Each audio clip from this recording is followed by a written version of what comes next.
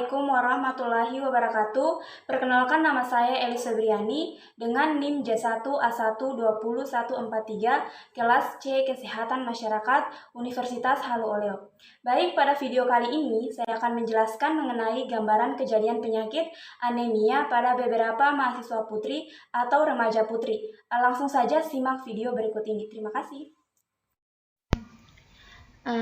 Pada materi kali ini yang berjudul gambaran kejadian penyakit anemia pada beberapa mahasiswa putri atau remaja putri.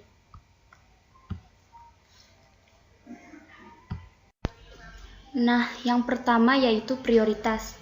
Pengertian anemia atau kurang darah adalah kondisi ketika tubuh kekurangan sel darah merah yang sehat atau ketika sel darah merah tidak berfungsi dengan baik.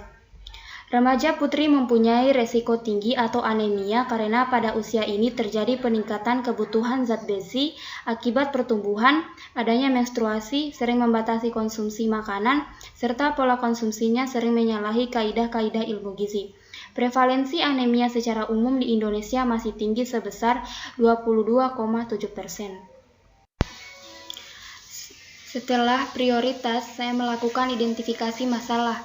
Saya melakukan identifikasi terhadap 5 orang remaja putri yang menderita penyakit anemia yang bertempatan di Kelurahan Lalora, Kecamatan Kambu, BTN, Geraha, Mokodompit, Kota Kendari, Provinsi Sulawesi Tenggara. Nah, di identifikasi masalah ini terdapat rumusan masalah, tujuan, dan manfaat. Rumusan masalah yaitu bagaimana hubungan pengetahuan dengan kejadian anemia pada remaja putri atau mahasiswa yang bertempat tinggal di BTN Geraha Mokodompit. Tujuannya yaitu untuk mengetahui hubungan pengetahuan dengan kejadian anemia pada remaja putri atau mahasiswa yang bertempat tinggal di BTN Geraha Mokodompit. Sedangkan manfaatnya dapat menambahkan informasi dan kepuasan bacaan tentang gambaran kejadian anemia pada remaja sebagai pengembangan ilmu kesehatan serta dapat menambah wawasan kepustakaan untuk dijadikan bahan dasar penelitian.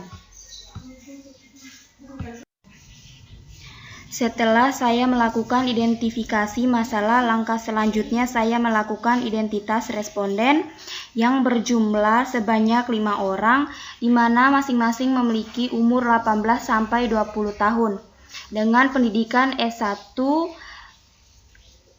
dan berstatus sebagai mahasiswa. Setelah saya melakukan identitas responden, selanjutnya saya melakukan distribusi frekuensi karakteristik berdasarkan umur. Nah, umurnya ini dari 18 sampai 20 tahun.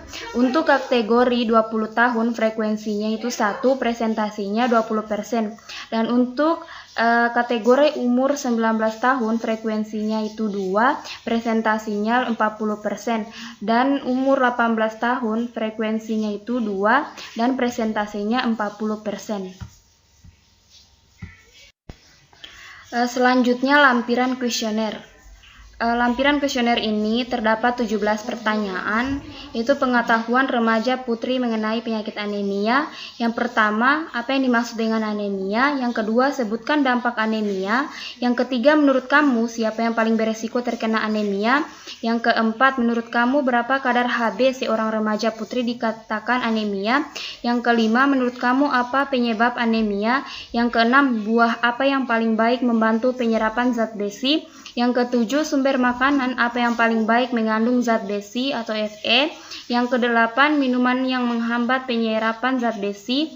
Yang kesembilan, untuk mencegah anemia dapat minum. Yang kesepuluh, menurut kamu bagaimana salah satu cara untuk mengetahui seorang menderita anemia? Pertanyaan yang selanjutnya yaitu dengan pernyataan setuju dan tidak setuju. Yang ke-11 itu remaja perlu menyenangi makanan yang banyak mengandung vitamin C. Yang ke-12 setiap orang seharusnya makan makanan yang menyenangkan. Yang ke-13 penting menjaga kebersihan diri dan lingkungan. Yang ke-14 remaja perlu mengonsumsi makanan sumber zat besi atau Fe. Yang ke-5 anemia tidak akan mengganggu kondisi belajar. Yang ke-16 remaja merasa tidak perlu untuk mendapat informasi mengenai anemia. Dan yang ke-7 remaja putri perlu mengonsumsi tablet tambah darah di setiap minggunya. Nah, setelah saya melakukan lampiran pertanyaan, selanjutnya saya melakukan distribusi frekuensi tingkat pengetahuan responden tentang anemia. Di sini terbagi menjadi 3 tingkat pengetahuan, yaitu baik, cukup baik, dan kurang. Nah, tingkat pengetahuan baik, frekuensinya itu 1, presentasinya sebanyak 20%. Cukup baik, tingkat pengetahuan cukup, frekuensinya itu 2, presentasinya 40%. Dan untuk tingkat pengetahuan kurang, frekuensinya itu 2, presentasinya sebesar 40%. Jadi, distribusi frekuensi tingkat pengetahuan responden tentang anemia itu masih kurang. Nah, selanjutnya evaluasi. Hasil penelitian menunjukkan bahwa sebagian remaja putri berpengaruh tinggi, sebagian besar mengalami anemia, sebagian kecil responden kadar hemoglobin normal. Ada hubungan antara pengetahuan dengan kejadian anemia. Diperlukan program pembagian tablet FE, pelayanan penyuluhan baik individu, kelompok, dan masyarakat khususnya remaja putri.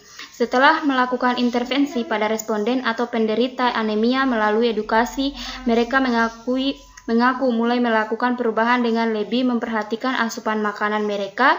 Mereka mengaku mulai mencari informasi lebih terkait penyakit anemia. Nah, setelah melakukan evaluasi, selanjutnya dokumentasi saat melakukan intervensi. Nah, di sini merupakan dokumentasi saat melakukan intervensi dan edukasi kepada responden mengenai penyakit anemia. Sekian pembawaan materi dari saya mengenai gambaran kejadian penyakit anemia pada beberapa mahasiswa putri atau remaja putri. Wabillahi taufiq walhidayah. Wassalamualaikum warahmatullahi wabarakatuh. Terima kasih.